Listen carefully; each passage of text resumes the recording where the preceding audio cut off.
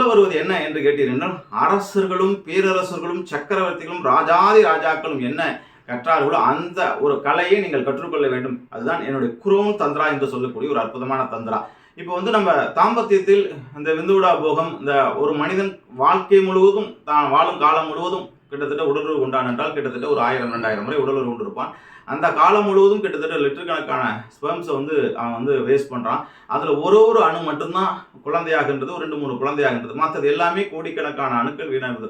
மனிதன் ஒரு வாட்டி வெளியேற்றக்கூடிய அணுக்கள் எல்லாமே குழந்தை பெற்றால் சென்னையோ, ஒரு ஹைதராபாத்தோ, ஒரு பிராங்க்ஃபர்ட்டோ, ஒரு லண்டனோ உங்களுக்கு சொந்தம். ஆனால் அப்படி அல்ல நண்பர்களே.